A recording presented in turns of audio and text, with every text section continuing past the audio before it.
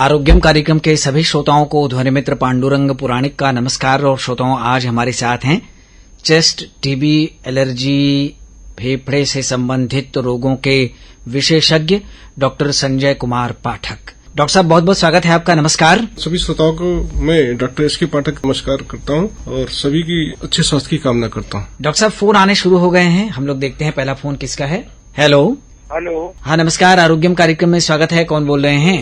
नमस्कार सर, हम जंगीपुर से, गाजीपुर जिले से बोल रहे हैं। मनोज प्रजापति सर। मनोज जी, हमारे साथ डॉक्टर एस के पाठक हैं। क्या पूछना है आपको, पूछिए। ये सर हम जब मौसम चेंज होता है तो मुझे एलर्जी तुरंत हो जाती है, चिकोटा पड़ने लगता है। देखिए, आपका जो प्रॉब्लम है वो एलर्जी से रिलेटेड है। ये मौसम चेंज होने पर अक्सर होती रहती है और ये अगर इसका सही तरीके से इलाज नहीं होता है तो ये अस्थमा का रूप ले लेती है। तो आप ऐसे में मौसम बदलाव के साथ साथ अगर प्रॉब्लम हो रही है, खांसी आ रही है, सर्दी जुकाम लगातार बना हुआ है, अगर सर्दी जुकाम होती है तो मुझे वो एलर्जी नहीं होती, चिकोटा नहीं पड़ता है। और जो मौसम चेंज बदलाव होता है तो बीच में कभी कभी हो जाता है, तो कभी कभी होम्योपैथिक दवाई करते हैं, एक आध महीने कर देते हैं तो सही हो जाता है। हाँ, देखिए, ये जो दवाइयाँ आप खाते हैं इससे क्या होता है कि बीमारी को दब जाती है, लेकिन ठीक नहीं होती है। इसको ठीक करने के लिए एक एलर्जी का टेस्ट करना पड़ता है कि आपको किस चीज से एलर्जी है और उस एलर्जी के हिसाब से कुछ आजकल मार्केट में वैक्सीनेशन बनते हैं। जब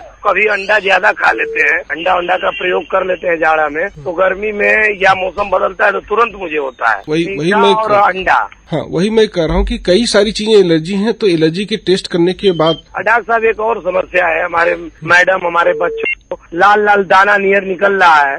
बच्चे हैं 12-13 साल के, लाल लाल निकल रहा है, खुजली हमेशा खुजलाती रहती है, लाल लाल बना रहता है। हाँ, देखिए, ऐसा है, ये भी नहीं है, गमौरी का पाउडर भी लगाया जा रहा है। अगर कोई क्रीम बाहर से लाते हैं, कुछ को लगाने पर कुछ आराम हो जाता है, फिर उसी तरह होने लगता है। देखिए, ऐसा देखा गया है कि अगर किसी पेरेंट्स या माता पिता को एलर्जी की प्रॉब्लम है तो बच्चों में इसकी संभावना 50% ज्यादा रहती है। तो आपको अगर एलर्जी है तो बच्चों में भी ये जो लक्षण आप बता रहे हैं एलर्जी का ही लक्षण है। इसके लिए इसकी ब्लड चेकअप करके देखना पड़ेगा कि एलर्जी का लेवल क्या है और इसकी क्या परसेंटेज है, वो सब जांच पड़ताल करने के बाद पता चलता है। वैसे दवाइयां तो मार्केट में बहुत सारी अवेलेबल होती हैं इससे एलर्जी से रिलेटेड, लेकिन वो आप बिना डॉक्टर की सलाह के आप लेना उचित भी नहीं रहेगा। तो बेहतर है कि आप गए थे हम स्वास्थ्य केंद्र में। हाँ, देखिए, स्वास्थ्य केंद्र में आप जाएंगे तो आपको सिम्टोमेटिक लक्षण के हिसाब से दवा दे देते हैं, लेकिन इसकी बीमारी की जड़ का इलाज करने के लिए आपको जांच हुआ था उसमें, दवा कुछ दिन किए, आराम हो गया, फिर उसी तरह वो फरने लग रहा है। हाँ, तो बिल्कुल यही तरीका है कि आप अगर इसकी जांच पड़ताल करके इसकी कुछ वैक्सीनेशन वगैरह होती हैं वो सब प्लान करेंगे तभी इसका अस्थायी इलाज हो पाएगा। नहीं तो आप जब तक दवाइयां लेंगे तब तक ठीक रहेगा। हो सकता है उसके बाद भी कुछ दिन ठीक रहे, लेकिन उसके बाद फिर से ये समस्या हो सकती है। और बच्चों में अक्सर ये देखा भी गया है कि एलर्जी अगर धीरे धीरे अगर आप बहुत ज्यादा इस पर ध्यान नहीं रखते हैं तो खांसी बाद में आ सकती है और बाद में ऐसा भी हो सकता है कि उसको सांस लेने में कोई तकलीफ हो। आप एक बार डॉक्टर साहब से संपर्क करके एलर्जी का टेस्ट करा सकते हैं। ठीक है, ठीक है, धन्यवाद। ठीक है, नमस्कार सर। नमस्कार। हेलो। हाँ, आरोग्यम कार्यक्रम। हाँ, नमस्कार। आरोग्यम कार्यक्रम में स्वागत है आपका। कौन बोल रहे हैं? बोल रहे हैं मुर्दाहा से, राजकुमार गुप्ता। हमारे साथ डॉक्टर एस के पाठक हैं। क्या पूछना है आपको, पूछिए। डॉक्टर साहब, ऐसा है कि दाहिने तरफ कमर के एक साइड से फेफड़ा पकड़ लिया है। नहीं, इसके लिए आपने कोई जांच करवाए हैं? हाँ, जांच कराए थे तो सीटी स्कैन कराए थे तो दिया था कि दिल के एक साइड से मतलब प्रॉब्लम है। नहीं, तो इसको ही आप रिपोर्ट लाके आप दिखा लीजिए, क्योंकि एक बार उस सीटी स्कैन को देखना पड़ेगा। चलिए, धन्यवाद। हेलो। हेलो। हाँ, नमस्कार। आरोग्यम कार्यक्रम में स्वागत है। कौन बोल रहे हैं? नमस्कार, चित्रियापुर, शिवपुर, वाराणसी से असगर अली बोल रहा हूं। हाँ, असगर अली जी, हमारे साथ डॉक्टर एस के पाठक हैं। क्या पूछना है आपको, पूछिए। डॉक्टर साहब नमस्कार। डॉक्टर, मेरे बहुत पहले से ब्रोंकाइटिस से सांस बहुत फूलता है, बहुत पहले से। एक्चुअली नेवी में मैं चेन मेकर था, तभी से जो मेरे को सांस फूलना, अभी भी सांस फूलते ही है। टेबलेट चलता है वो। देखिए, आपको इसके लिए सारी रिपोर्ट्स लेके एक बार मिलना पड़ेगा और ये प्रॉब्लम क्या है, किस लेवल पे है। ब्रोंकाइटिस कई तरह की होती है, उनको देखना पड़ेगा। एलर्जिक है कि नॉन एलर्जिक है या और भी कोई प्रॉब्लम है। डॉक्टर साहब, इसका तो कोई रिपोर्ट डॉक्टर शिवपुर किराए पर था क्लिनिक, उनका उन्हीं का ट्रीटमेंट चल रहा था नेवी से आने के बाद। बहुत पहले से उन्होंने जो दवा चलाया था और एक दिया था इनहेलर। तो ठीक है, आप अभी जो दवा ले रहे हैं वो लेते रहिएगा, लेकिन एक बार परामर्श के लिए आप संपर्क करेंगे। अच्छी बात डॉक्टर साहब, ठीक है। चलिए, बहुत धन्यवाद। धन्यवाद। धन्यवाद धन्यवाद धन्यवाद। हेलो। हेलो। हाँ, नमस्कार। आरोग्यम कार्यक्रम में स्वागत है। कौन बोल रहे हैं? मैं दूधनाथ पान, ग्राम रेस्तरां चंद्रभानपुर, लालगंज, आजमगढ़। हमारे साथ डॉक्टर एस.के. पाठक जी हैं, सांस रोग के विशेषज्ञ। क्या पूछना है आपसे, पूछिए। मैं यही पूछना चाहता हूँ, मुझे कफ बहुत ज्यादा बनती रहती है दिन भर। कब से बन रहा है, ये कितने सालों से बन रहा है आपको? तो हमें लगता है कि 5 साल बरी से बन लगता है। 5 साल से। तो आप स्मोकिंग करते हैं? कोई नशा करते हैं, स्मोकिंग वगैरह करते हैं, बीड़ी सिगरेट कुछ कर लेते हैं? कुछ नहीं। आपको सर्दी जुकाम खांसी कुछ होता रहता है अक्सर? सर्दी भी नहीं मालूम होती है। आज सुबह उठता हूँ, जब पानी पी के जाता हूँ फ्रेश होने, तो उसमें बहुत गिरती है, बहुत नाक को बहुत तेज बार। उसके बाद दिन भर में रह के 5, 7 बार 8 बार बलगम बनता है। तो देखिए, आप अपनी जो भी रिपोर्ट्स हैं एक बार लाके दिखा लीजिए। ये बीमारी हो सकती है कि सिंपल सीओपीडी है, ब्रोंकाइटिस है, कभी ट्यूबरकुलोसिस होती है, कई सारे लक्षण होते हैं। ये कफ बनने के बहुत सारे कारण होते हैं, एलर्जिक हो सकती है। हमको जो है अस्थमा तो है बहुत पहले से। हाँ, तो ठीक है, वही चेक करना पड़ेगा। इनहेलर लेता हूँ तो बढ़िया है, एक बेरी। नहीं, ठीक है, देखिए वो दवाइयाँ तो आप ले रहे हैं, टेम्पररी एक तरह से मेडिसिन ले ही रहे हैं, तो आप इससे और बेहतर परामर्श के लिए आपको एक बार संपर्क करना पड़ेगा। सरकारी अस्पताल में हमको शंका हुई ट्यूबरकुलोसिस की, वीकनेस भी रहती है, उठता हूँ तो चक्कर आने लगता है, तो हमने कहा जांच कराऊं। तो लालगंज प्राथमिक स्वास्थ्य केंद्र पर ब्लड का जांच हुआ, कफ का जांच हुआ, तो नो FBC। तो सारी जांच की रिपोर्ट आप लेके एक बार आके संपर्क करेंगे तो बेहतर आपको परामर्श मिल जाएगा। ठीक है, अभी तो जो मेडिसिन आपकी चलने दीजिए, क्योंकि ये कफ बनने की प्रॉब्लम बहुत सारी समस्याओं के कारण हो सकता है। ठीक है, चलिए, बहुत धन्यवाद। नमस्कार। हेलो। हेलो। हाँ, नमस्कार, आरोग्यम कार्यक्रम में स्वागत है। कौन बोल रहे हैं? मैं सत्यनारायण मिर्जापुर ग्राम दामोदरपुर से बोल रहा हूँ। हाँ सत्यनारायण जी, हमारे साथ डॉक्टर एस.के. पाठक जी हैं, आपका प्रश्न पूछिए। हाँ डॉक्टर साहब, नमस्कार। हाँ, नमस्कार। मैं जब पैदल चलता हूँ तो मेरे सीने में बीचों बीच में बहुत ज्यादा दर्द होता है, जैसे लगता है कि वो उस पर से अलग अलग हो जाएगा। तो मैं जानना चाहता हूँ सर, खान पान में मैं कैसा बर्ताव करूँ जिससे कि मुझे ये दर्द न हो। देखिए, दर्द सीने में अगर हो रहा है तो इसके बहुत सारे कारण हो सकते हैं। ये मांसपेशियों के कारण हो सकता है, हड्डियों के कारण हो सकता है, फेफड़े के कारण भी हो सकता है, हार्ट के कारण भी हो सकता है। तो कई सारे कारण होते हैं, तो उसको पहले एक बार जांच पड़ताल करनी पड़ेगी। जांच करवाए थे सर, तो शुगर निकला था। नहीं, शुगर तो एक बीमारी है ही है, लेकिन जो दर्द हो रहा है वो शुगर के कारण नहीं हो सकता, कुछ और भी कारण हो सकते हैं। इसके लिए रिपोर्ट्स करा के देखना पड़ेगा। सर, तो मैं होम्योपैथ की दवा कर रहा हूँ, तो क्या होम्योपैथ की दवा करने से हमें राहत मिल सकती है? देखिए, होम्योपैथ की दवा या एलोपैथिक या आयुर्वेदिक आप जहाँ कर रहे हैं वो तो अलग बात है, लेकिन इसकी जांच पहले जरूरी है। इलाज तो तब होता है कि बीमारी क्या है ये पता करना जरूरी होता है। बीमारी के कारण पहले बगैर जाने इलाज करना ठीक नहीं रहेगा। तो इलाज, मान लीजिए कोई हार्ट की प्रॉब्लम है या लंग्स की प्रॉब्लम है और आप इलाज ऐसे दर्द की कर रहे हैं, तो दर्द की दवा खाने से बीमारी तो दब जाएगी, लेकिन उसका जो निदान होना चाहिए पूर्ण रूप से वो नहीं हो पाएगा। तो आप दर्द की दवा खा के बीमारी को दबा लेते हैं, लेकिन कारण पता करना जरूरी है। अक्सर ये देखा गया है कि लोग दर्द की दवा खा लेते हैं और चेस्ट पेन है, बाद में पता है कि हार्ट अटैक हो गया, एंजाइनल पेन है, और प्रॉब्लम कभी ज्यादा सीरियस हो जाए और आपको कहीं सीरियस कंडीशन में एडमिट होना पड़े। इसलिए बेहतर है कि धन्यवाद। हेलो। हेलो। हाँ, नमस्कार, आरोग्यम कार्यक्रम में आपने फोन मिलाया है। हाँ, अपना नाम बताइए, कौन बोल रहे हैं? अरे भैया, डॉक्टर साहब से बात करे के भैया। हाँ, अपन नाम बतावा पहले, के बोलत हुआ? दिनेश प्रसाद, हम बोल रहे हैं महतपुर भिटारी से। अच्छा, डॉक्टर एस.के. पाठक जी हमारे साथ हैं, आपका प्रश्न पूछिए। हमें खांसी होता है, नाक बहता है, बलगम निकलता है, कोई बताते कभी चूरा में दिखाए तो उसमें पीलिया बढ़ गया है, और नाक जग लगे दिखाए थे एक बार पहाड़िया, तो बोले कि भाई अस्थमा है। हाँ, तो देखिए, जो भी रिपोर्ट्स आपकी पहले हुई है, जो पर्चे हैं आपके हॉस्पिटल, वो लेके आप एक बार संपर्क करें। और जो आपकी लक्षण है, जो आप प्रॉब्लम बता रहे हैं, इसमें कई सारी कभी चौरा की रिपोर्ट है। हाँ, तो और जरूरत पड़ी तो कुछ जांचें और करानी पड़ सकती हैं। खांसी जो 3 साल से हमको खांसी परेशान कर रहा है, खांसी। हाँ, तो खांसी टीबी भी हम सब चेक करा लिए, कुछ नहीं है। खांसी कई तरह की होती है, उसको देखना पड़ेगा कि ये खांसी नॉर्मल खांसी या सिंपल बीमारी से शुरू होती है, और कई सारी गंभीर बीमारियों के लिए खांसी कारण बनती है। धन्यवाद। नमस्कार। नमस्कार। हेलो। हाँ, नमस्कार, आरोग्यम कार्यक्रम में स्वागत है। कौन बोल रहे हैं? सर, मिर्जापुर से बोल रहे हैं।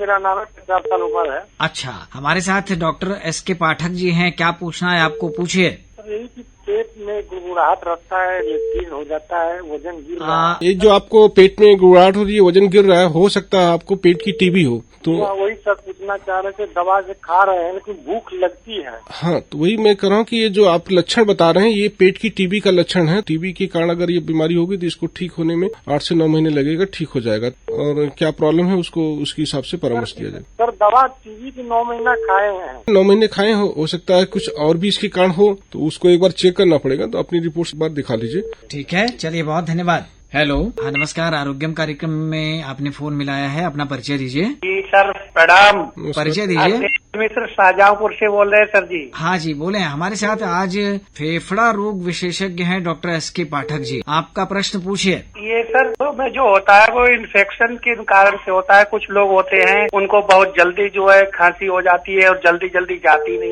ये क्या दिक्कत रहती है? हाँ, देखिए, आपकी जिनको बार बार खांसी और मौसम के बदलाव से हो सकता है आपकी इम्यूनिटी काफी कमजोर हो, और उसके कारण हो सकती है, वो एलर्जी के कारण भी हो सकती है, वो ब्रोंकाइटिस के कारण भी हो सकती है, तो अस्थमा के कारण भी ये खांसी हो सकती है। तो आपको इसके लिए एक जांच पड़ताल करना पड़ेगा कि ये खांसी जो भी हो रही है मौसम बदलाव के साथ या सीजनल चेंजेस जो भी हो रहे हैं और आपको खान पान में कोई दिक्कत हो रही है उसके कारण भी ये खांसी आ सकती है। तो बहुत सारे कारण है। तो आप एक चेस्ट स्पेशलिस्ट से मिलेंगे तो आपके इलाज के बारे में ज्यादा बेहतर राय दे पाएंगे। और वैसे आप जनरल प्रैक्टिशनर से भी मिल सकते हैं, लेकिन बेहतर रहेगा कि आप चेस्ट नहीं, मैं स्पेशलिस्ट। सर जनरली ये पूछना चाहता हूँ, कुछ लोगों को जुकाम हो जाता है वो जल्दी ठीक नहीं होता है। हाँ, तो ठीक नहीं होता, वही मैंने बताया कि ये एलर्जिक ठीक हो जाता है, बिल्कुल ठीक रहता है। हाँ, वही नहीं, ये एलर्जिकल प्रॉब्लम हो सकती है। और अस्थमेटिक में ये प्रॉब्लम होती है कि बिल्कुल पेशेंट ठीक ठाक रहता है, लेकिन अचानक हो सकता है कि कभी दिक्कत हो जाए। इसके लिए एक बार जांच पड़ताल करके ब्लड की कुछ जांचें होती है, कुछ लंग्स की पावर्स की चेकअप होते हैं, कुछ हार्ट की चेकअप, ये सारी चेकअप करने के बाद पता लगा सकता है कि एलर्जिकल है कि नॉन एलर्जिकल है, और उसके हिसाब से बेहतर पता करके तभी, चूंकि खांसी जो भी है कई सारे कारणों से बन के आती है।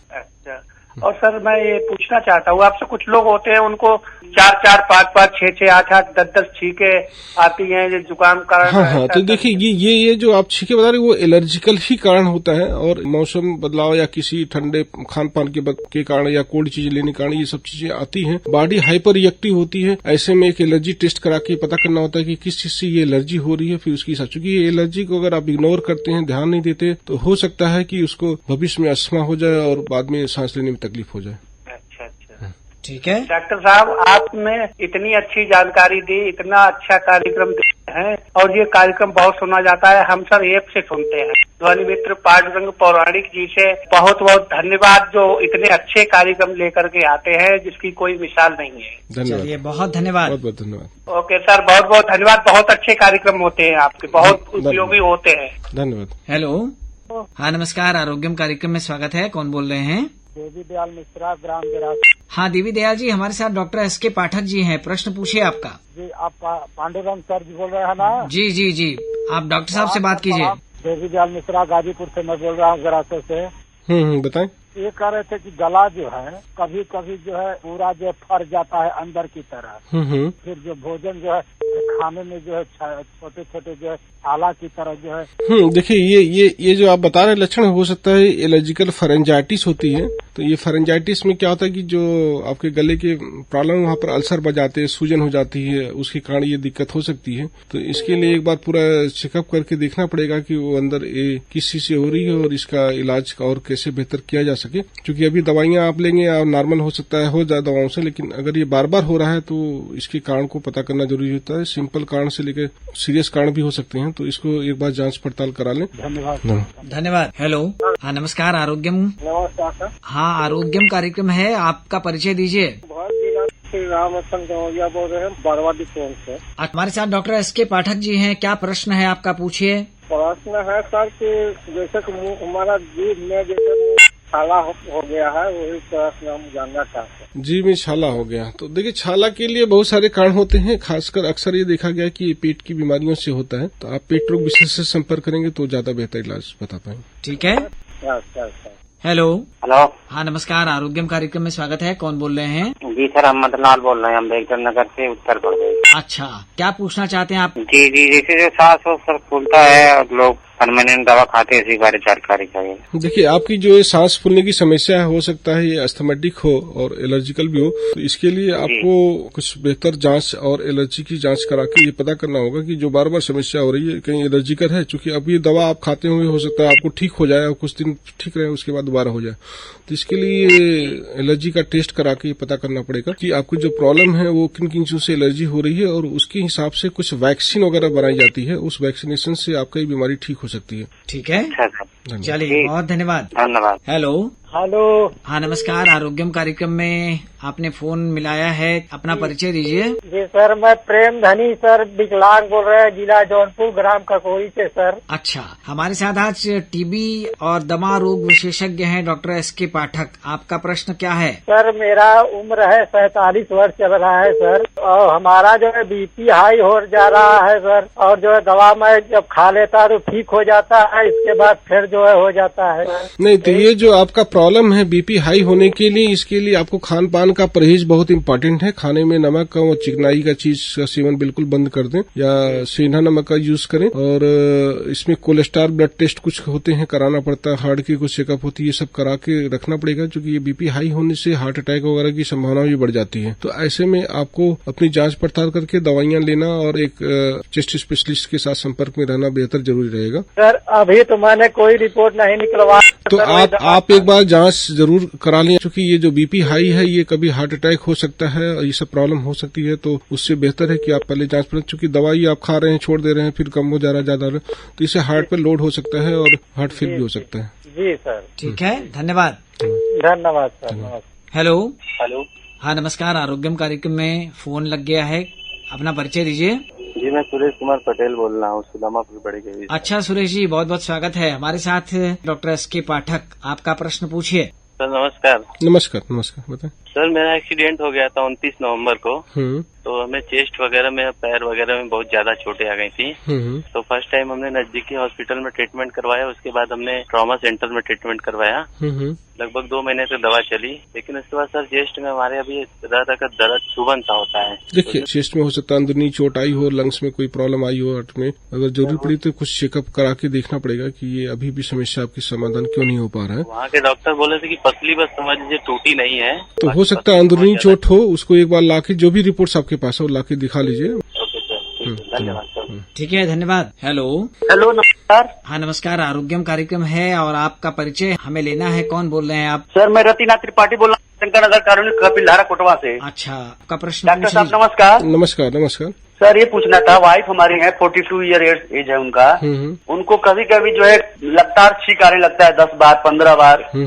तो ये कोई मतलब कोई हाँ, देखिए ये लगातार अगर छींक आ रही है तो ये एलर्जी की समस्या को इंगित कर रहा है। तो इसमें आपको एक बार एलर्जी का टेस्ट कराना होगा और कुछ ब्लड टेस्ट करके पता करना पड़ेगा कि एलर्जी किसी से हो रही है, कहीं ब्लड में कोई इन्फेक्शन है या स्नोफिलिया तो नहीं बढ़ा। तो ये सारी टेस्ट करा के एक बार देखना पड़ेगा, क्योंकि ये एलर्जी जो आप बता रहे हैं ना, अगर आप इसको पूरा ध्यान नहीं देते तो ये अस्थमा में बदल जाती है। तो इसमें 2-4 साल बाद हो सकता है वो सांस फूलने की समस्या भी आ सकती है। तो बेहतर है कि सही समय पर इसका इलाज करा लें, जिससे ये समस्या आगे अस्थमा में न कन्वर्ट हो सके। तो सर इसमें जब छींक आए तभी जांच कराना, कभी भी जांच करा सकते हैं? नहीं, कभी भी जांच करा लीजिए। एलर्जी अगर शरीर में है तो आपको जब छींक आए उसके पहले भी कभी भी करा के पता लगा सकते किस चीज से एलर्जी हो रही है। तो आपको allergy test skin prick test होता है, और इस प्रिक टेस्ट से किस किस से एलर्जी हो रही है पूरा कारण पता करके उसमें क्या क्या परहेज करना उसके बारे में बताया जाएगा आपको। और उसके साथ साथ अगर कुछ चीजें जिनका परहेज आप नहीं कर पाएंगे उनके लिए वैक्सीन बनाई जाती है, वो वैक्सीनेशन लेने से आप बिल्कुल फिट हो सकते हैं। अच्छा, तो वैक्सीनेशन क्या 1-2 बार लेना पड़ता है कि नहीं? वो वैक्सीन की पूरी कोर्स होती है, किसी से एलर्जी पता करके उसके कोर्स करने होते हैं। उस कोर्स करने के बाद जो रिजल्ट्स आते हैं काफी अच्छे थे, जिससे दवा बार बार आप जो लेते होंगे या लेने की कोशिश करेंगे वो सबसे छुटकारा मिलने का भी चांस रहेगा। जी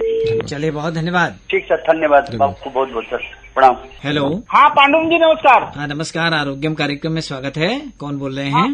जी मैं अशोक कुमार प्रजापति बात कर रहा हूँ। हाँ, तो हमारे साथ डॉक्टर एसके पाठक जी हैं। आपको डॉक्टर साहब से कुछ पूछना है? डॉक्टर साहब नमस्कार। नमस्कार नमस्कार, बताएं। डॉक्टर साहब का नाम है, जिस तरह हम लोग का शरीर इतना बढ़िया मिला है, गर्मी में हर व्यक्ति क्यों परेशान हो जाता है? नहीं, गर्मी में देखिए बॉडी के एक टेम्परेचर का रेगुलेटरी सिस्टम होता है, और बॉडी का टेम्परेचर आपका नेचुरल टेम्परेचर जो है जनरली जो बॉडी अडॉप्ट करती है वो 28 से लेकर 32 के बीच में। इस समय टेम्परेचर 40 चल रहा है, तो बॉडी की टेम्परेचर एडजस्ट नहीं करते तो आपको गर्मी, आपका कोई भी शरीर है अगर आप इस गर्मी में बगैर किसी फैन के रहेंगे और किसी ठंड तो हो सकता है आपके लिए दिक्कत हो। तो बॉडी का टेम्परेचर रेगुलेटरी सिस्टम केवल एक लिमिट के हिसाब से 28 से लेकर 32 के बीच में ज्यादा अच्छा कंफर्टेबल फील करता है। डॉक्टर साहब भाई मैं 3-4 दिन से बारात करके आया हूँ, थोड़ा उड़ी खाया हूँ, तो 3-4 दिन से मेरा तबीयत खराब है। मैं दवा ले रहा हूँ और दवा के लेते लेते सर मेरे पेट में बहुत मीठा मीठा दर्द हो रहा है।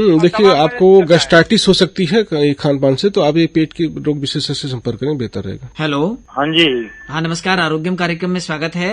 हमारे साथ डॉक्टर एस.के. पाठक जी हैं, आपका परिचय दीजिए। सर, पहाड़िया वाराणसी अशोक विहार कॉलोनी फेज 2 से अनिल कुमार गुप्ता गौंड बोल रहा हूँ। सादर प्रणाम है। डॉक्टर साहब, ऐसा है कि मेरे मामा की बहू है, उसका कभी कभी शरीर जो है नीला पड़ जाता है और कभी कभी ठीक हो जाती है, कभी कभी आधा शरीर नीला पड़ जाएगा। उसको भी फेफड़े का रोग था, उसको भी कलकत्ता से लोगों ने एम्स में रेफर किया, वहाँ भी उसका इलाज चला। बाकी अभी वो इलाज करा रही है, कुछ ठीक है। तो इसका क्या कारण है? देखिए आपकी ये जो जिस मरीज के बारे में आप जानकारी लें, वो काफी सीरियस कंडीशन की बात करें, मतलब वो जो कॉम्प्लिकेशन हो सकता है कुछ, तो आप जो भी रिपोर्ट्स हैं, और अगर हो सके तो एक बार पेशेंट्स को लाके यहाँ पर संपर्क कर लें। तो इसमें क्या और बेहतर हम कर सकते हैं आपके बनारस लेवल पे ही, जिससे आपको बार बार एम्स दिल्ली न जाना पड़े। तो सर एक चीज, कभी वाइट का कलर जो है नीला हो जाता है। तो इसकी वजह कई सारे हो सकते हैं। आपके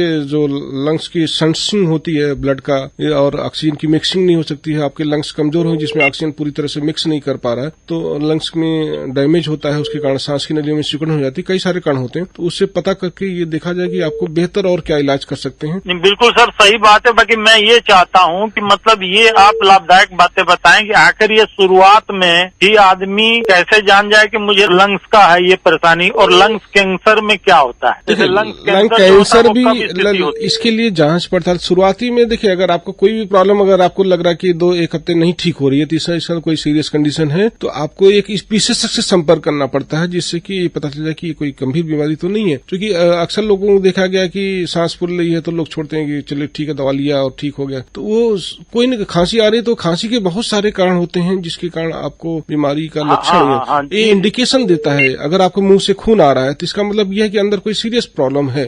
आपको सांस फूली तो इसका मतलब सांस में कोई सीरियस प्रॉब्लम है। तो अगर ये प्रॉब्लम बार बार बनी है तो इसको एक बढ़िया विशेषज्ञ से संपर्क करके अपनी बीमारी के बारे में जान लें जरूर। हो सकता है सिंपल बीमारी हो सकता है गंभीर बीमारी हो। सिंपल बीमारी है तो कुछ नहीं, आपको जो डॉक्टर साहब एडवाइस देना। गंभीर बीमारी तो उसका समय रहते, जैसे ये है कि प्रॉब्लम आपकी बढ़े न है और कैजुअलिटी न हो, पेशेंट को कोई सीरियस प्रॉब्लम न हो, फैमिली को कोई दिक्कत न हो, तो आपको शुरुआती ही स्तर पर डॉक्टर या चिकित्सक से संपर्क करने से आपका जो इलाज है और बेहतर और कम खर्च में हो जाता है। मतलब मेरा सर असली जानने का मकसद यही है कि मतलब जैसे ये फेफड़े का जो रोग हो रहा है, तो ये शुरुआत में खांसी तो आती है, बाकी वो खांसी दवाइयां खाने से भी कंट्रोल नहीं। मतलब क्या आप कहना चाहेंगे इसको? मतलब देखिए, अगर शुरुआत में खांसी आ रही है कि देखिए शुरुआत में खांसी आ रही है तो दवा आपने सिंपली 2-4 दिन 5 दिन की अपने लोकल डॉक्टर से ले लिया। लोकल डॉक्टर जनरल दवाइयां देते हैं। अगर ये सिंपल खांसी होगी तो हो सकता है 5-6 दिन में ठीक हो जाए। लेकिन ये खांसी ठीक नहीं हो रही है या बढ़ रही है तो इसका मतलब कोई सीरियस प्रॉब्लम है। इसके लिए आपको विशेषज्ञ से संपर्क करना पड़ेगा। इसके साथ सर सांस भी फूलने का कोई और भी मतलब उसके साथ लक्षण होगा? बहुत सारे कारण होते हैं। सांस फूलने के एक कारण नहीं होते। आपके ब्लड में खून की कमी के कारण से लेके आपके हार्ट में प्रॉब्लम के कारण, आपके लंग्स की प्रॉब्लम के कारण कई सारे कारण हो सकते हैं जिससे सांस फूलती है। तो इसके कारण को पता करने के लिए एक विशेषज्ञ इस पर जांच पड़ताल करके बता सकता है। धन्यवाद सर। ये लंग्स कैंसर के बारे में कुछ जरा बता दीजिए। देखिए, लंग्स कैंसर में जो होता है शुरुआत में हो सकता है आपको खांसी ही आए और हो सकता है लेट स्टेज में आपके ब्लड भी आए और शरीर का वजन गिर रहा है। तो ये कुछ लक्षण है जिससे आप लंग कैंसर का, तो इसके लिए स्क्रीनिंग करनी पड़ती है जिसमें एक्सरे और ब्लड टेस्ट होता है। अगर एक्सरे में थोड़ा भी दाग है उसके लिए सीटी स्कैन करा के हम लोग जांच करते हैं। अगर उसमें भी कुछ प्रॉब्लम है तो उससे ब्रोंकोस्कोपी करते हैं जिसमें अंदर नली डाल के चेक करते हैं। तो कई सारे स्टेप्स को फॉलो करते हैं। शुरुआत में ही अगर बीमारी पकड़ जाती है तो उसका इलाज सही तरीके से हो जाता है। चलिए, बहुत धन्यवाद। धन्यवाद। ठीक है, कोटि कोटि धन्यवाद सर आप लोगों। धन्यवाद। Doctor S K. पाठक जी, आजकल का जो मौसम है और बाहर जैसा प्रदूषण है उसके कारण बहुत सारे लोगों को सांस से जुड़ी बीमारियां होती हैं। क्या सावधानी हमको रखनी चाहिए एक सामान्य रूप से? प्रदूषण हो रहा है तो ये तो बहुत सारी समस्या काफी दिनों से चल रही है और खासकर जो सिटीज के अंदर पॉल्यूशन का इफेक्ट काफी ज्यादा है। इस समय गाँव में भी बहुत ज्यादा हो रहा है। तो आपको जो कोविड की बीमारी में आपने मास्क का यूज किया और सभी लोगों ने यूज किया, यहाँ तकरीबन एक पुअर फैमिली का भी मेंबर था, वो भी अपना मास्क या कपड़े यूज करता था। तो आपको कभी भी वायु प्रदूषण के क्षेत्र में जाना है जहाँ जहाँ धूल लकड़ है और जहाँ पर ज्यादा लग रहा है कि आपको प्रदूषण प्रभावित कर सकता है, तो वहाँ पर आप मास्क हो सके तो गमछा या तौलिया या रुमाल कुछ भी आप अपने नाक के सामने या मुंह पर लगा कर रखें, जिससे कि जो भी एयर है हाई भी पार्टिकल्स वो फिल्टर हो जाए। छोटे पार्टिकल्स को फिल्टर करने के लिए आपको हाई लेवल का मास्क N95 यूज करना पड़ता है, तो ये सभी के लिए मुमकिन है, लेकिन आप कुछ हद तक रोका जा सकता है। और पोल्यूशन से बचने के लिए बेहतर है कि अगर आप उस वातावरण में न जाएं, अगर जा भी रहें तो इवनिंग में शाम को आके अपने घर में ही स्टीम का प्रयोग करें। जो वाटर वेपर होता है उसका प्रयोग करने से आपके अंदर जो कफ, अगर कोई प्रदूषण के कण भी चले जाते हैं तो कफ के रास्ते से बाहर निकल जाते हैं, क्योंकि ये जाके जमाव करते हैं तो फेफड़े को जाके कफ बनाने की कोशिश करते हैं, वहां पर बलगम बनने लगता है और आपकी समस्या का प्रॉब्लम कर सकता है। बाद में ये ब्रोंकाइटिस का रूप ले सकती है और COPD जैसी बीमारी का रूप ले सकती है, बार बार आप प्रदूषण में लगातार जा रहे हैं। तो इसका आशय ये है कि हम मास्क का प्रयोग करें, मास्क का प्रयोग करें, और स्मोकिंग अगर कर रहे हैं धूमपान तो बिल्कुल ही न करें, क्योंकि धूमपान से ये वायु प्रदूषण का इफेक्ट बहुत ज्यादा हो जाता है। और खासकर फास्ट फूड और कोल्ड ड्रिंक्स ये सब का भी प्रयोग से वर्जित रहें, क्योंकि इससे भी प्रदूषण के वातावरण में जाने पर यह प्रॉब्लम आपको और क्रिएट कर सकती है। तो इन सारी चीजों से हम बचें और कोशिश करें कि गर्म पानी की भाप हम अगर कहीं ऐसी जगह गए हैं तो आने के बाद एक स्टीम लेने सबसे सिंपल और सबसे किफायती इलाज है, आपके घर के अंदर अवेलेबल है। उसके बाद अगर आपको लग रहा है प्रॉब्लम, आपको खांसी बढ़ गई या सांस में कोई दिक्कत हो तो आप तुरंत संपर्क करें, तो विशेषज्ञ से संपर्क किया जा सकता है। बहुत अच्छी बातें हुई हैं डॉक्टर साहब, और बहुत सारे लोगों की समस्याओं का समाधान भी हुआ। चलने से पहले हम आपकी पसंद का एक गाना अपने श्रोताओं को जरूर सुनवाना चाहेंगे, कौन सा गीत है? मेरी तरफ से सभी श्रोताओं को धन्यवाद और अच्छे स्वास्थ्य की कामना करूंगा। मुकेश जी की आवाज में हो जाए एक दिन बिक जाएगा माटी के बोल। क्या बात है, धर्म करम फिल्म का ये गीत है, तो हम अपने श्रोताओं तक पहुंचा देते हैं। और अब chest specialist doctor Sanjay Kumar Pathak ji को ढेर सारा धन्यवाद दे देते हैं। अगले सप्ताह एक नए विषय के साथ, एक नए विशेषज्ञ के साथ आरोग्यम कार्यक्रम में हम फिर हाजिर होंगे। तब तक के लिए ध्वनि मित्र पांडुरंग पुराणिक को दीजिए अनुमति। नमस्कार, धन्यवाद। एक दिन बिक जाएगा माटी के मोल, जग में रह जाएंगे प्यारे तेरे बोल, दूजे के होठों को देकर अपने गीत, कोई निशानी छोड़ फिर दुनिया से डोल। एक दिन बिक जाएगा माटी के मोल, जग में रह जाएंगे प्यारे तेरे बोल। ला ला ला ला ला ला ला ला ला ला ला।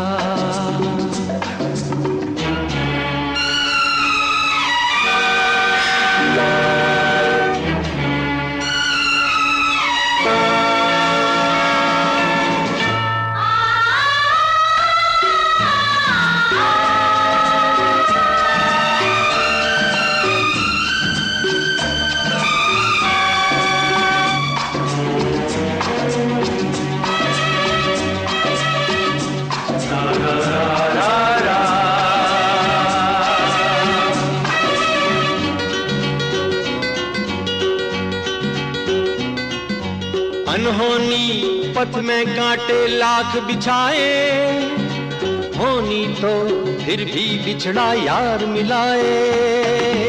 अनहोनी पथ में कांटे लाख बिछाए, होनी तो फिर भी बिछड़ा यार मिलाए। ये बिरहा ये दूरी तो पल की मजबूरी, फिर कोई दिल वाला काहे को घबराए।